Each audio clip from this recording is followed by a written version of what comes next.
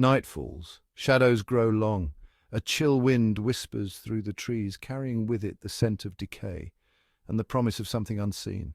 We gather around the flickering light of the campfire, drawn together by an ancient need, the need for stories, but not just any stories. Tonight we tell the stories that chill us to the bone, stories that linger long after the fire has burned out. These are the tales of haunted places, vengeful spirits, and things that go bump in the night. These are the ghost stories that will haunt you forever. Adams, Tennessee, early 1800s. A malevolent entity, the Bell Witch, terrorizes the Bell family. Invisible hands strike out, whispers taunt and torment. John Bell, the patriarch, suffers the brunt of the witch's fury. His health deteriorates under a barrage of unseen blows, culminating in a gruesome death. The witch, it seems, had a score to settle. Even in death, the witch's reign of terror continued. Furniture moved on its own. Disembodied voices echoed through the halls. The Bell family, once prominent and respected, lived in fear for years.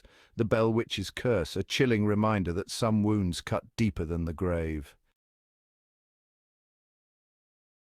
High in the Colorado Rockies, the Stanley Hotel stands, a grand old dame with a dark secret. Room 217 said to be haunted by a former housekeeper, Mrs. Wilson. Guests report cold spots, flickering lights, and the feeling of being watched.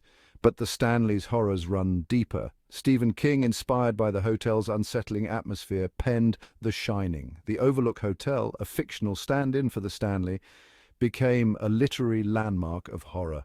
The Stanley, forever linked to King's masterpiece, a place where fiction and reality blur in the mountain mist.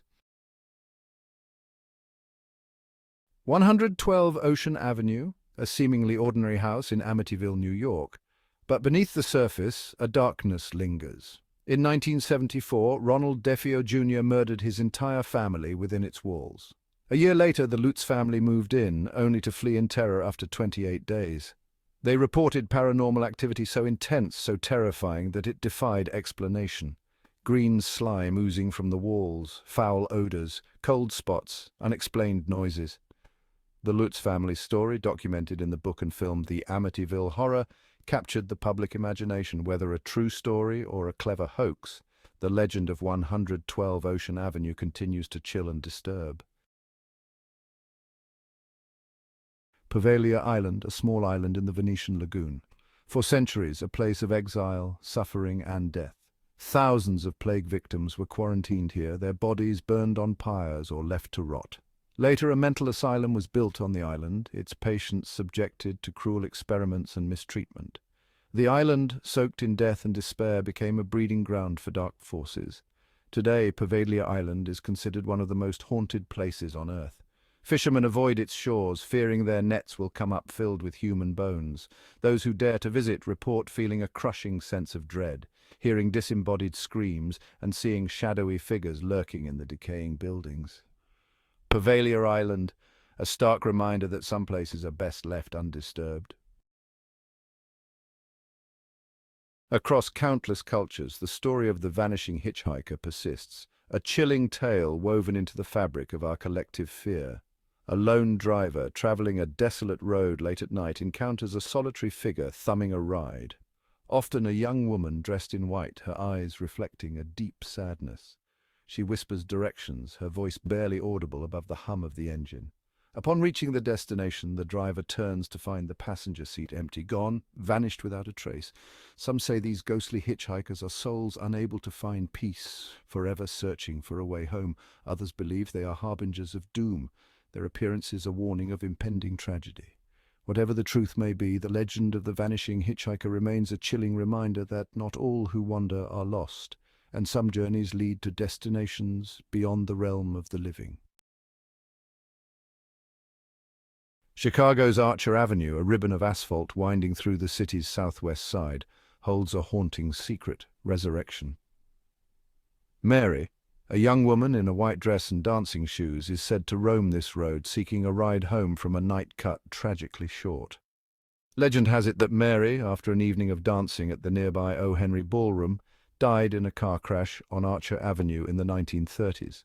Since then, numerous drivers have reported encounters with a hitchhiking woman matching Mary's description. She requests a ride, often to Resurrection Cemetery, her final resting place. Upon arrival, she vanishes, leaving behind only a chill and the faint scent of her perfume. Resurrection Mary, a tragic figure forever bound to the road where her life ended, serves as a chilling reminder that some stories never die. They simply fade into legend. In the quiet English countryside, nestled amidst rolling hills and ancient oaks, stood Borley Rectory, a sprawling Victorian manor with a sinister reputation. This house, with its Gothic architecture and foreboding presence, has long been the subject of ghost stories and eerie legends. Dubbed the most haunted house in England, Borley Rectory was plagued by a litany of paranormal activity for over a century. From its construction in 1862 until its destruction, it was a hotspot for ghost hunters and curious visitors alike. Unexplained footsteps echoed through empty halls, often startling those who dared to walk its corridors alone. Disembodied voices whispered from the shadows, their origins unknown, sending chills down the spines of those who heard them. And objects moved mysteriously on their own, defying the laws of physics and leaving witnesses baffled and frightened. The rectory's most infamous resident was a spectral nun, said to be the ghost of a young woman bricked up alive within the walls centuries ago. Her tragic story added a layer of sorrow to the already eerie atmosphere. Her mournful cries and the rustling of her habit were frequently reported by terrified witnesses who claimed to see her wandering the grounds at night. In 1939, a fire consumed Borley Rectory, reducing it to a smouldering ruin. The flames devoured the structure, but the legends and ghost stories only grew stronger. Yet the stories persist, whispered like secrets on the wind, as if the spirits of Borley Rectory refused to be forgotten. Borley Rectory remains a chilling testament to the enduring power of fear and the unsettling possibility that some houses are never truly empty. Its legacy continues to haunt the imaginations of those who hear its tale. The vast expanse of the ocean holds countless mysteries, but few are as chilling and enigmatic as the tale of the Orang Medan, a story that has haunted maritime history for decades. In the year 1947, distress calls were picked up from the Dutch merchant ship, which was navigating the treacherous waters of the Strait of Malacca, a region known for its perilous currents and hidden dangers.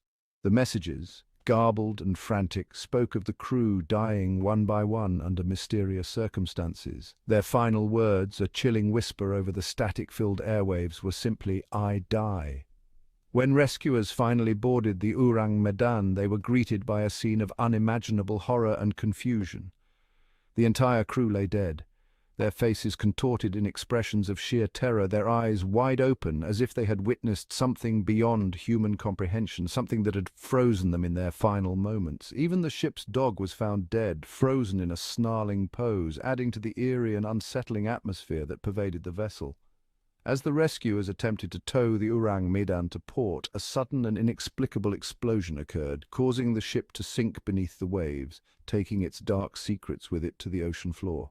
Some speculate that the crew succumbed to a deadly cargo, perhaps hazardous chemicals or gases, while others whisper of paranormal forces at play, suggesting the involvement of vengeful spirits of the sea or other supernatural entities. The SS Orang Medan remains a chilling reminder that some mysteries are best left undisturbed, lost beneath the waves of time and legend, a ghostly enigma that continues to baffle and intrigue to this day. In the heart of Texas hill country, a winding stretch of asphalt known as the Devil's Backbone snakes through the rugged landscape, weaving its way through the hills and valleys. Its sharp curves and steep drops are as treacherous as its reputation, making it a challenge for even the most experienced drivers. Legend has it that the road earned its name from the Native American belief that the limestone ridges resembled the spine of a giant demon, a creature of immense power and mystery. But the Devil's Backbone is more than just a scenic byway. It's a conduit for the supernatural, a place where the veil between worlds is said to be thin. Countless stories circulate of phantom headlights chasing drivers, appearing out of nowhere and vanishing just as quickly. Disembodied voices whispering from the darkness, their words unintelligible but filled with an eerie sense of urgency, and shadowy figures darting across the road, seen only in the periphery of one's vision. One popular tale tells of a Spanish monk murdered centuries ago, whose restless spirit still roams the area, who is said to appear in the rearview mirrors of unsuspecting motorists, a fleeting glimpse that leaves a lasting impression, his eyes burning with an eerie light that pierces the soul. Whether you believe in ghosts or simply enjoy a good scare, the stories of the Devil's Backbone are sure to captivate your imagination, and a drive down this haunted road is sure to send shivers down your spine, leaving you with a tale to tell for years to come.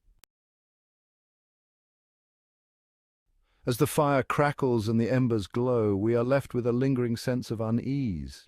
Are these stories merely figments of our imagination, or do they hint at something more?